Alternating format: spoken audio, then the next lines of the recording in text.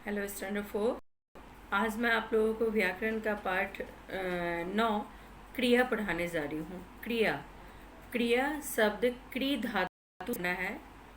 क्रिया शब्द किस धातु से बना है? क्री धातु से, जिसका अर्थ होता है करना। ठीक है, कोई भी काम करना।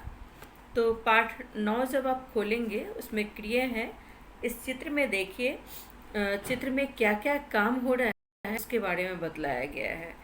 जैसे चिड़िया चिड़िया उड़ रही है, एक लड़की बांसुरी बजा रही है, एक लड़की नाच रही है, फूल खिले हैं, एक लड़के के हाथ में किताब है, बच्चे खुश हो रहे हैं। यहाँ पे देखिए, जो रंगीन शब्द हैं, जो लाल रंग से लिखा गया है, वो किसी न किसी काम के करने या होने का बोध करवा रहे हैं। जो शब्द लाल रंग से लिखा गया है वो उनसे हमें किसी न किसी काम के करने या होने का बोध हो रहा है। किसी न किसी काम के करने या होने का बता रहे हैं। तो इस आधार पर क्रिया का परिभाषा इस प्रकार से होगा: जिन शब्दों से किसी काम का के करने या होने का पता चलता है उन्हें क्रिया कहते हैं। क्रिया किसे कहते हैं? जिन शब्दों से किसी काम के करने या होने के बारे में पता चलता है। क्रिया दो तरह से होती है, एक किया जाता है, काम किया जाता है, और दूसरा स्वयं होती है। ठीक है ना? काम किया जाता है में जैसे लिखना, पढ़ना, हंसना, बोलना, वो काम किया जा रहा है, क्योंकि जब तक उस काम को हम करेंगे नहीं तब तक वो नहीं होगा। और एक जो स्वयं होती है, होना जो होता है, जैसे सूर्य उदय होता है, सूर्य का काम है उदय होना, प्रतिदिन उदय होता है। बारिश हो रही है, बारिश को हम करते नहीं है बल्कि बारिश स्वयं होती है। ठीक है ना? तो क्रिया कितने तरह से होती है? दो तरह से। एक होगा उसमें करना और दूसरा क्या होगा? होना। क्रिया शब्दों का दो प्रकार से होता है। जैसे करना में हो गया आपका कर, पढ़, लिख, सो, ये काम किया जाएगा। और होना में होगा है, हैं, हूँ, था, थे, थी, ये होना में हो गया। ठीक है ना? कुछ क्रियाएं की जाती है और कुछ क्रियाएं हो जाती है, मतलब स्वयं होती है। की जाती है उसमें आप देख रहे हैं उदाहरण में, नेहा पढ़ रही है, बाजार गया। तो नेहा करता है, नेहा क्या कर रही है यहाँ पे? पढ़ने का। अमन बाजार गया, मतलब अमन बाजार जाने का काम किया, बाजार वह गया। विशाल नाव चला रहा है, विशाल ने नाव चलाने का काम किया। ठीक है, ये हो गया आपका करना, मतलब वो क्रिया की गई है, स्वयं नहीं हुई है बल्कि उन क्रियाओं को की गई है। कुछ क्रियाएं हो जाती हैं, उनमें जैसे नेहा बहन है, ये मेरी बहन है, मतलब होना। नेहा कल ही, मतलब ये भी होना में के अंतर्गत ही आएगा। वर्षा हो रही है, वर्षा को किया नहीं जाता है बल्कि वर्षा स्वयं होती है, तो बारिश स्वयं होती है, तो ये भी हो गया होना के अंतर्गत। कुछ क्रियाएं एक शब्द में होती है, एक शब्द में, जैसे वह बाजार गया, गया एक शब्द है, क्रिया का एक शब्द है। ठीक है?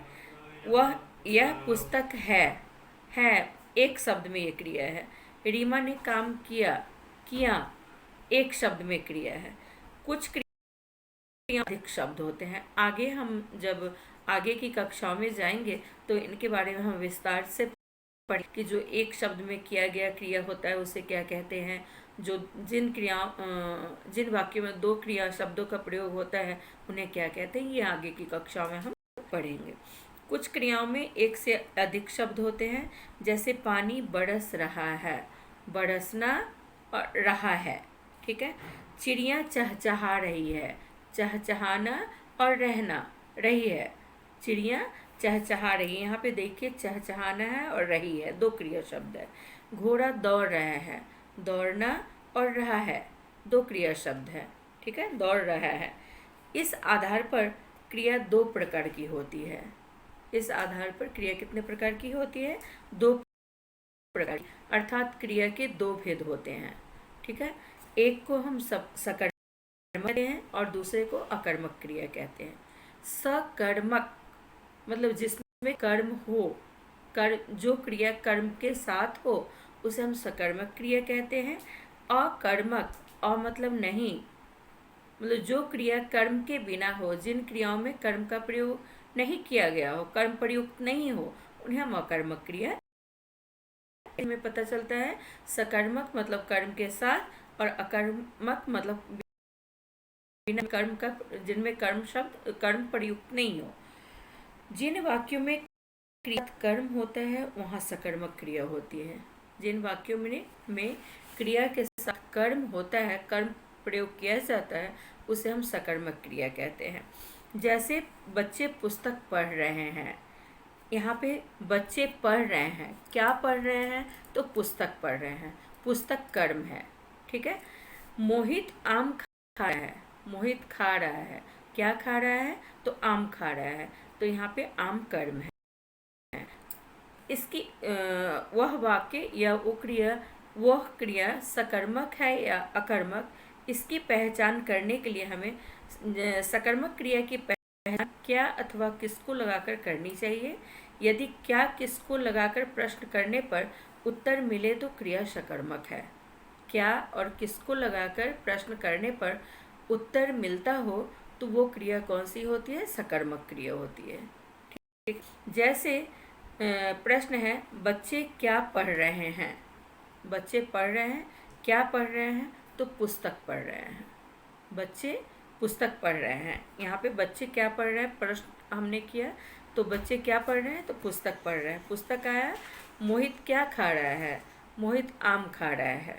इन वाक्यों में प्रश्न करने पर उत्तर मिल रहा है, अतः ये क्रियाएं सकर्मक क्रिया है। ठीक है। अब है अकर्मक क्रिया। अकर्मक मतलब बिना कर्म का। जिन क्रियाओं में कर्म नहीं होता है वहाँ अकर्मक क्रिया होती है। जिन क्रियाओं में कर्म प्रयुक्त नहीं हो, कर्म का प्रयोग नहीं किया गया हो, उन्हें हम अकर्मक क्रिया कहते हैं। जैसे विकास दौड़ रहा है, विकास दौड़ रहा है, काव्या सो रही है।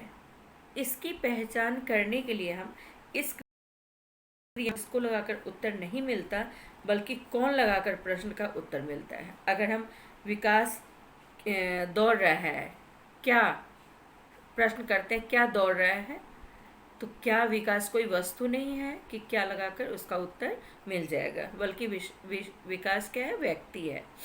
काव्या सो रही है, क्या सो रही है, इसका भी उत्तर हमें नहीं मिल रहा है, अतः ये क्रियाएं अकर्मक क्रिया हैं।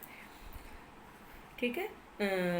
अगर हम प्रश्न ऐसे करेंगे, कौन दौड़ रहा है, तो विकास दौड़ रहा है, कौन सो रही है, तो काव्या सो रही है।